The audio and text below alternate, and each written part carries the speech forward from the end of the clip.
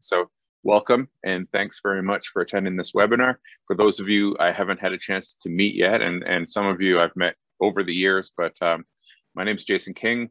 I'm the new CEO of the Greater Oshawa Chamber of Commerce, trying to fill the ample shoes of Nancy Shaw, who recently retired and did lots of great work here. So that's who I am, and that's what I'm doing on the call this morning, just here to welcome you.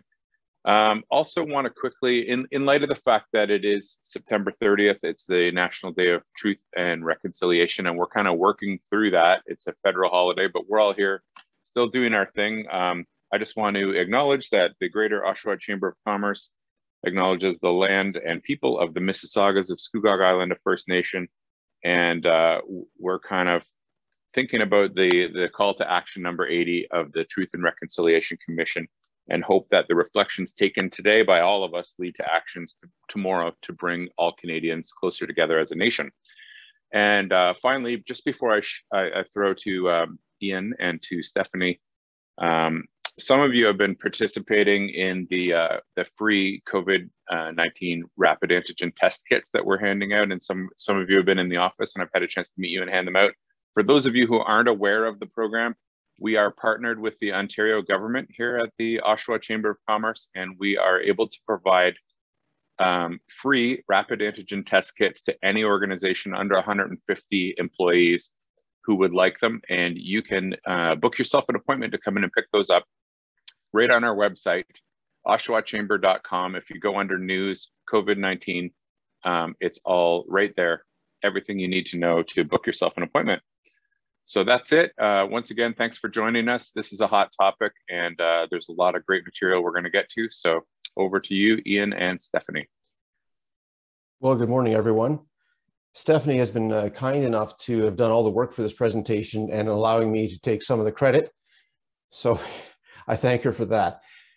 Just I have a few opening comments about this.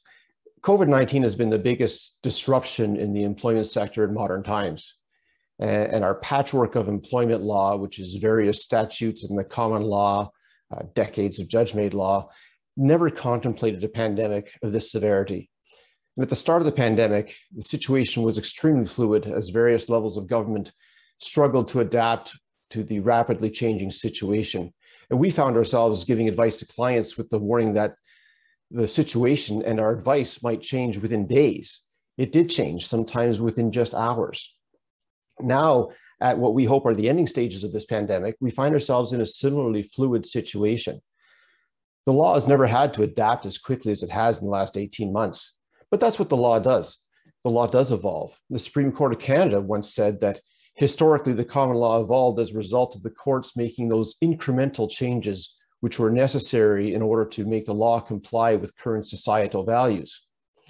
More recently, our Court of Appeal said that that innovative or novel arguments are made and the law develops either gradually or in leaps and bounds. That's how the common law evolves. And recently, in the last few months, another court said in a case that we were involved with that one should not forget that the common law evolves as the changing times make it necessary to do so. And these days we're dealing with leaps and bounds. And every day we're hearing new developments. News headlines just from the last 2 days included YouTube announcing that it is blocking and removing anti-vax misinformation. The TTC accused its union of encouraging its members to not to disclose their vaccination status. So the TTC brought an application to the Labor Board claiming the union's action amounted to an illegal strike. And interestingly, the same day, the union reversed course and is now encouraging its members to disclose their vaccination status. Why did they cave so fast? Well, they were destined to lose and lose badly, in my view. The regulator for Alberta doctors is exploring ways to speed up its investigations into physicians accused of spreading misinformation or treating patients with unproven COVID-19 remedies. The RCMP's union says it supports the right, and I use that word in quotations, the right of RCMP officers to refuse to get vaccinated, and will back up members who refused to vaccination once the mandatory policy comes into place for the federal public service. Good luck with that, I say. In Quebec, more than 17,000 healthcare workers will be suspended next month for refusing to be vaccinated against COVID-19. Nearly half of those unvaccinated employees are frontline workers who are in direct contact with patients. And finally, the Ontario College of Physicians and Surgeons has barred a family doctor from providing exemptions for COVID-19 vaccines and face masks, alleging that he has deliberately spread misinformation about the ongoing pandemic. The college says he is incompetent and that he is engaged in disgraceful and dishonorable conduct. So that's what we're seeing just in the last 2 days. And of course, we're being strongly encouraged to develop vaccine policies. Well, what's that supposed to look like? Our answer would have been a lot different 24 months ago. It probably would have been different 6 weeks ago. Just last week, the Ontario Human Rights Commission said that refusing a vaccine for personal preference, for reasons of personal preference, is a choice, not a right. There is no protection under the code for those people. That's a pretty strong statement for the body that is out there to protect individual human rights.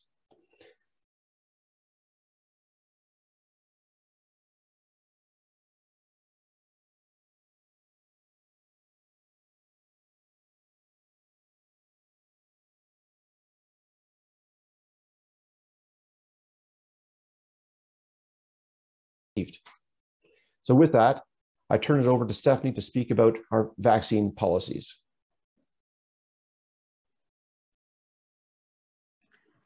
Great, thank you, Ian. We do have some slides prepared for you today. So Brianna, if you don't mind sharing your screen, you'll see our slide deck, make it easy to follow. Ian and I are employment lawyers at Mason Bennett Johncox, and as Ian alluded to, there's a lot going on regarding vaccination policies. It's a hot topic right now, and we've been getting quite a lot of questions from our clients. So hoping today that we'll be able to answer quite a lot of your questions as well. I've put an agenda up as the first slide there, just to give you an outline of what we will be discussing today. After a few preliminary remarks, we'll dive into what your obligations are at law as an employer. We'll then talk about the substance of policies and various considerations that come with policies for employees relating to COVID-19 vaccinations. And then at the end, we'll touch on policies for patrons, customers, clients, which will likely look a little bit different than the policies you would have in place for employees. We are happy to take questions. There is the chat function of Zoom, which you'll see at the bottom of your screen. If you do have a question, feel free to type that question in the chat box. It will come directly to us.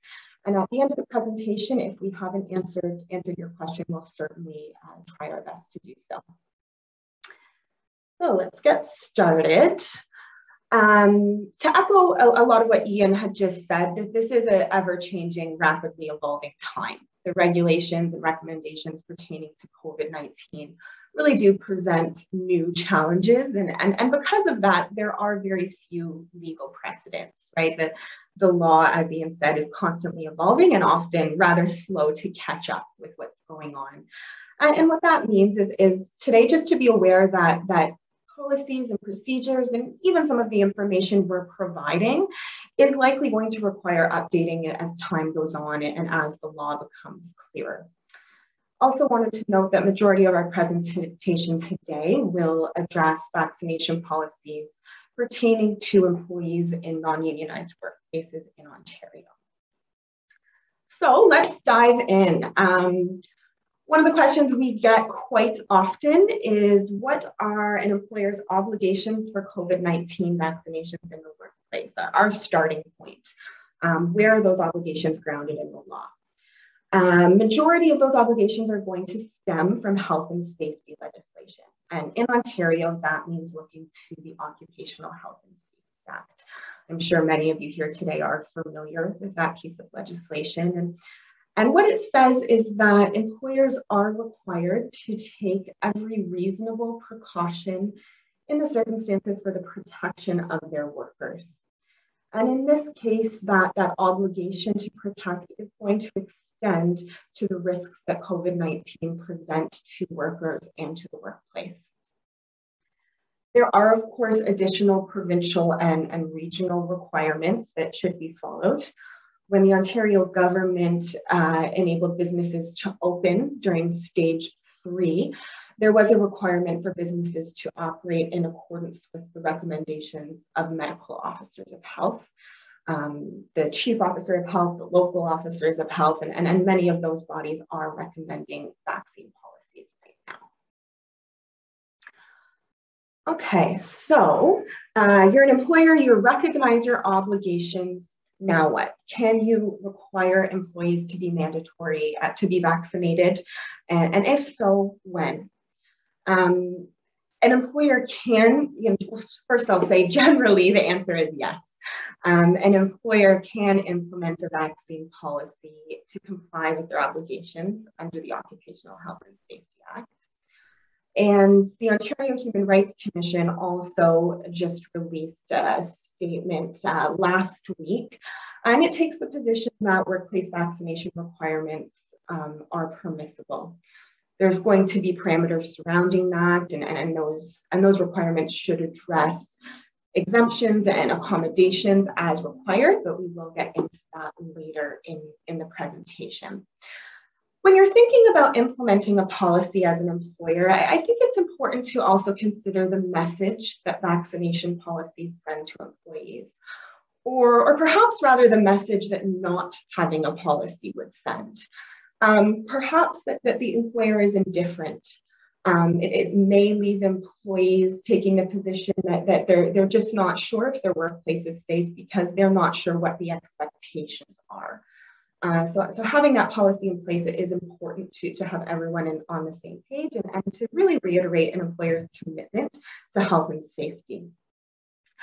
When it comes to the question of when is the right time to implement that policy, I mean, we are certainly seeing a lot of societal pressure right now and policies being implemented more and more frequently. But you do want to consider your sector, your circumstances, and what's going to work for you and your employees and your workplace. If, for instance, majority of your employees are still working from home, implementing a policy once you call employees back to the workplace may be an appropriate time. If you're in a sector where there's quite a bit of in-person contact and high-risk scenarios, you're certainly going to want to implement that policy with some urgency. Okay, so you've recognized your obligations, you've considered that, whether you're going to implement your policy. How do we draft that policy? What should that policy include? You'll see my emphasized note there on the slide that says there really is no one-size-fits-all policy. There's no magic template that is going to work for all workplaces. It really, again, depends on your context and your circumstances. What is going to be common across the board is the fact that any policy should definitely be put in writing. It should be introduced to employees. Employees should be aware of it. And it should also be made accessible to employees. So perhaps you want to send that policy via email to your staff and then have it posted. When you are drafting the policy, there are quite a few considerations. And you can see I've put quite a comprehensive list up there on the slide. The first thing you're going to want to consider is the context of the policy. So I would recommend spending some time explaining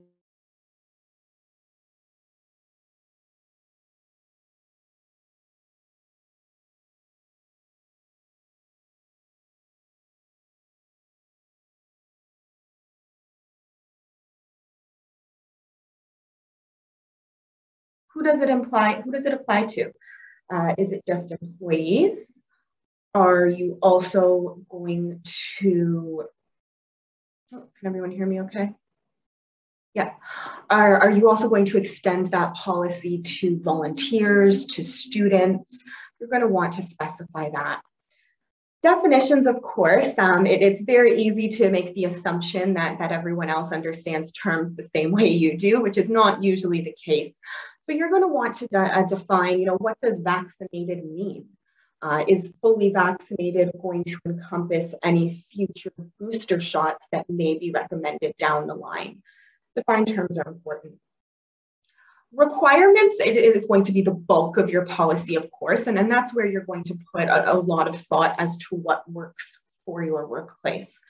Are you requiring all employees to be vaccinated? Are you requiring only those in the office or the workplace to be vaccinated? Are you offering, rapid testing as an alternative? Those are what you're going to want to consider. Verification or proof of vaccination is certainly something that you would want in any vaccination policy. Right now, we do not have the electronic verification that is coming down the pipe next month from the government.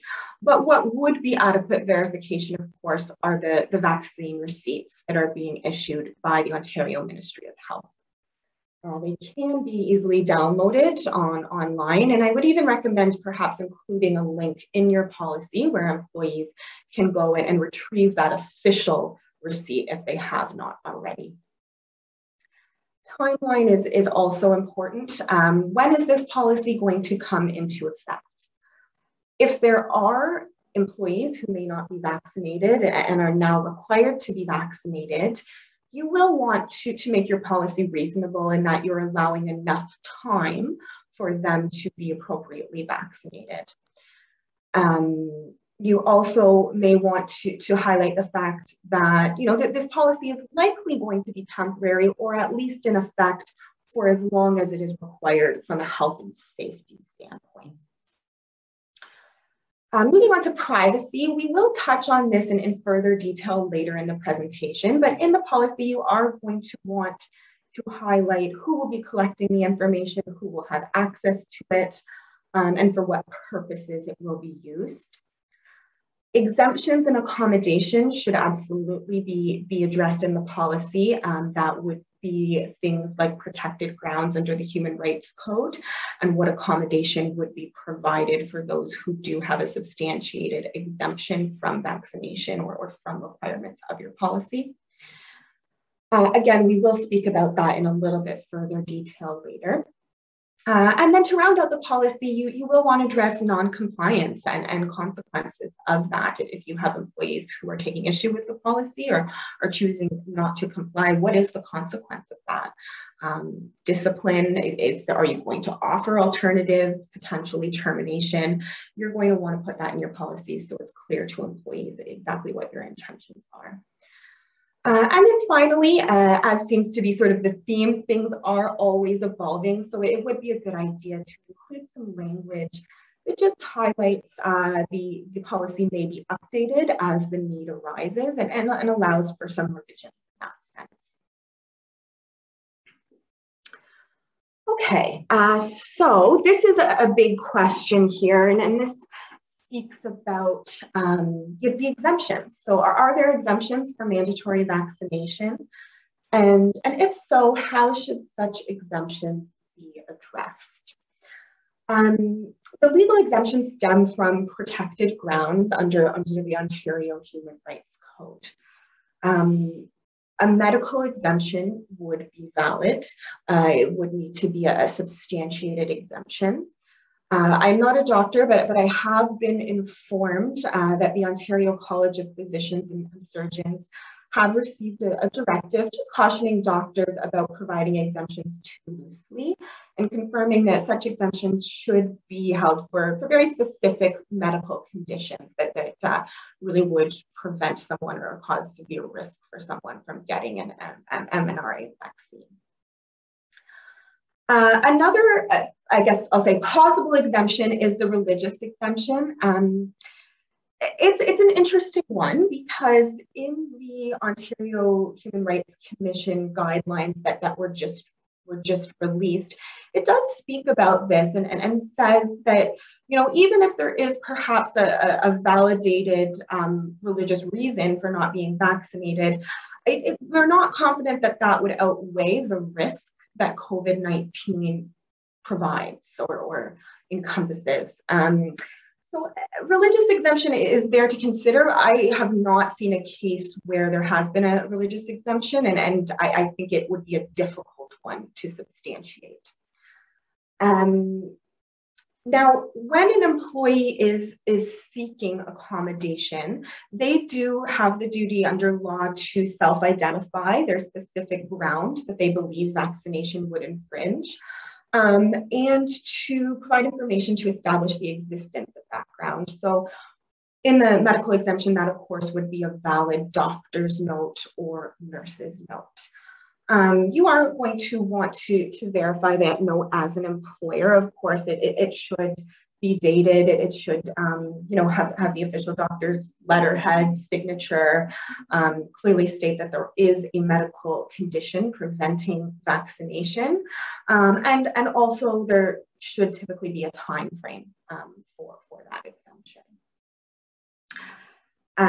If an exemption is, let's say a medical exemption is substantiated under the code, you as an employer then have the duty to accommodate that employee up to the point of undue hardship. And the employee should participate in that accommodation process. That's going to look different for everyone depending on the circumstances, depending on the exemption. Again, in this case, it would more likely than not be a medical exemption.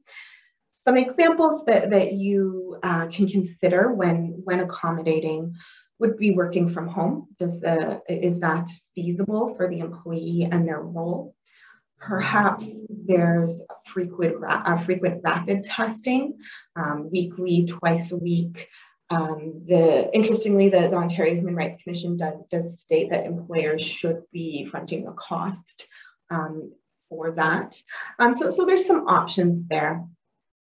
At the bottom of the slide there, I have referred you to the Ontario Human Rights Commission policy statement on COVID-19 vaccine mandates and proof of vaccination certificate.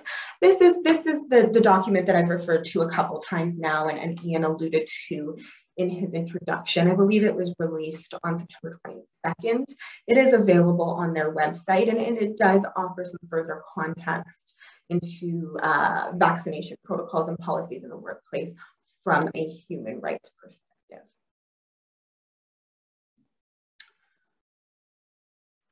Okay. Non-compliance. How do you address employees who refuse vaccination or take issue with the vaccination policy? Again, context matters here. This is very new. There's no legal precedents that say this is what you do and offer steps. So it is going to depend on what's happening in your workplace and what the reasoning is. The first step is to really understand what the employee's exemption or objection is. You want to have a conversation, and really you should be facilitating some open dialogue in the workplace to begin with. Already in workplaces, you should be having a masking policy, disinfection protocols, social distancing protocols. So to take this next step of a vaccination policy shouldn't come as a surprise, but if there is an objection raised, you are going to want to really sit down and speak with that employee and understand where they're coming from. If the employee's objection is not substantiated, then the employee is absolutely required to comply with your policy. And I think that you should definitely inform them of that. And then that may be enough. If there's still not compliance, if there's further issue taken, you're going to want to consider some possible repercussions or consequences for non-compliance. Various forms of discipline. Termination is a big one that we get questions on. If someone is not complying, can I terminate them? Again, we don't have a lot of case law to follow in this regard. I will say, first of all, an employer can absolutely terminate without cause, at any time for any reason, and that would allow the employee all the termination entitlements that come with a not-for-cause termination. Termination for cause would also be a consideration. And when you're terminating for cause, of course, that means that the employee does not receive their notice or termination entitlements. That would be something that I wouldn't recommend going ahead and doing on the fly. I think it would be something you would want to get some legal advice on. But under the right circumstances, we believe it definitely would be an option. If an employee is flat out not complying and there's been perhaps alternatives offered and attempts for resolution, then perhaps termination with cause is warranted. Again, that would be situational. Within your policy, we talked about some other repercussions, consequences, accommodations that you may want to consider. Again, are you agreeable to working from home? Are you agreeable to instead having that employee take rapid tests? So there's some options there. It's going to be quite situational. I know layoffs or leaves have also been discussed. I'm not sure I would necessarily recommend those generally, but you are going to want to have a conversation and get some guidance if this is the case for you. Okay, so we'll move on to privacy considerations. This is certainly another hot topic. We got a lot of questions. What are the relevant privacy considerations for vaccine policies? I'm sure we've all heard claims that perhaps an employer is not entitled to someone's vaccination status. I would say that given the risk that COVID-19 provides and the science behind vaccinations mitigating that risk, I think that in itself is going to outweigh stringent privacy factors. When you're collecting proof of vaccination, a lot of what you're collecting is the employee's name, date of birth, perhaps address. Those are all pieces of information that you would already have anyway. What you want to, of course, be cautious of is disclosing vaccination status of specific employees to others. And that's where you run into more risk. It should only be done with consent of the employee and for reasonable purposes. Sometimes the vaccination status of an employee is going to be revealed just by nature of what's going on. So let's say you've provided accommodation to an employee who has a medical exemption and they're working from home. Your other staff may naturally conclude that they have a medical exemption or they're not vaccinated, whatever that may be, and then that's fine. That's a reality. I think the difference there is if an employee came and asked specifically about that employee working from home, your response may be, we do not discuss individual employee matters with others. I've also had the question, can an employer advertise about their vaccination status of employers? Perhaps on a de-identified basis, maybe we have 85% of our 100% of our workforce vaccinated, but of course you're not going to provide any specifics about individuals. All this is to say it's absolutely reasonable to collect proof of vaccination from your employees, but you are going to want to show your employees that you've taken the relevant steps to ensure that information will be protected. You're going to be clear on what exactly the information is that was requested, how exactly the information is stored, who that information is going to be disclosed to and for what purpose, and what is going to be disclosed, the generals versus specifics. You may have a clause in the policy that says something along the lines of vaccination status information will only be collected, used, disclosed as required for the reasonable purpose of taking all reasonable precautions to ensure the health and safety of everyone in the workplace, administering this policy, and as required by law. So definitely you want to address it, but I don't think that there's a lot of substantiated concerns here, again, given the risk that COVID-19 provides.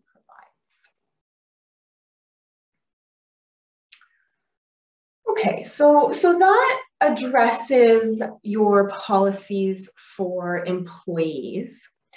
Now, how would you address a vaccination policy for patrons, customers, clients, et cetera? And that might look a little bit different than the responsibilities or the requirements for that of employees, of course. Again, it is going to depend on the type of workplace and the industry that you're in.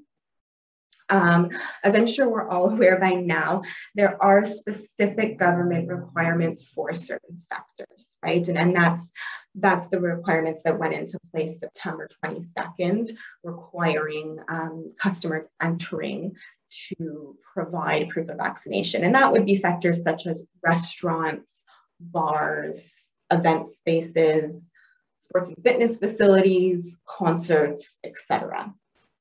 I would refer you to the Ontario Ministry of Health Proof of Vaccination Guidance document. That, again, is easily accessible online, and I believe the Chamber may have even emailed it out to its membership. And then that's going to go through the sectors who are fall directly under these requirements from the government. And just some things to note is they require you to check the ID as well as the vaccination status of patrons. That, again, should be that official vaccination receipt issued by the Ministry of Health. However, you should not be retaining this information. You glance, you verify, and that is sufficient under the government directive. And the government directive also does speak to medical exemptions and how to go about addressing those, again, speaking specifically to patrons, customers, clients. That government directive does not speak to employees.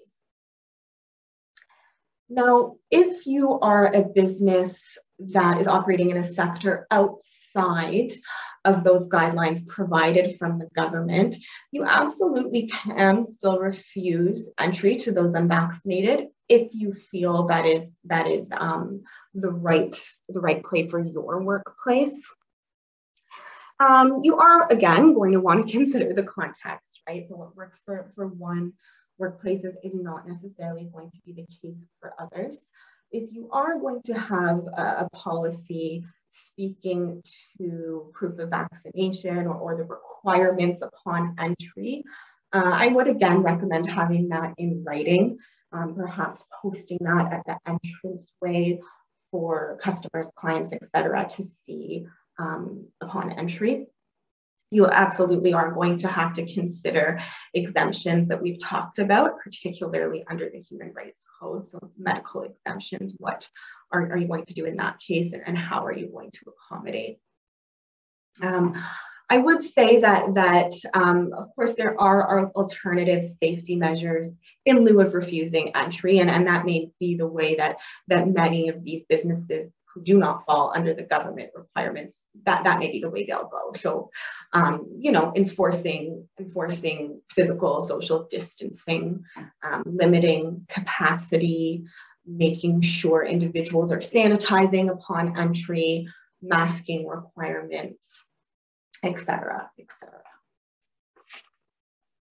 Okay, so that is sort of our quick overview of what we have for you today. Before we jump into questions, I do want to highlight that of course, we've highlighted today specifically vaccination requirements. Of course, we're talking about vaccination policies, but that is really one piece of the puzzle when we're looking at an employer's overall obligations under the Occupational Health and Safety Act when it comes to protecting the workplace, protecting their employees. So you should already, and I'm sure you are, but you should already, be taking the appropriate screening measures when employees are arriving, whether that be a sign-in, whether you have an app to do that, reminding employees to stay masked when they're walking around the office, making sure employees are physically distant. So a lot of policies that I've seen or have reviewed have also reminded employees of all of those additional factors, as well as the new vaccination piece being introduced to the puzzle. So I'm sure you guys do have some questions. I'll just reiterate, you can feel free to put your question in the chat function at the bottom of the screen there. That will come directly to us, and we're happy to have a little bit of a discussion. All right, well, thanks very much, Stephanie. I am aware, folks, that our audio has cut out a little bit now and then. I don't know what's causing that. I do apologize for it. Hopefully, we'll have steady audio during the question and answer session. So there are some questions that have come in. I appreciate that. The first question that I want to address was, how does an employee deal with an employer who does not believe the pandemic is real? In other words, doesn't respect masking and invades people's personal space. Well, my gut reaction is probably similar to yours. A good slap upside the head, perhaps with a baseball bat. But honestly, if they don't believe the pandemic's real, I don't think it's really going to help. So, it's not an effective remedy, and I don't think it's a very good one. How do you deal with that? Well, really, you got to deal with it with discipline. Discipline and ultimately termination. You've got to make them aware that whether they believe it or not, these are the rules, and they've got to respect them, and not respecting them is going to lead to discipline. The next question I saw is, are the sectors expected to expand regarding the certain sectors that are requiring to get information?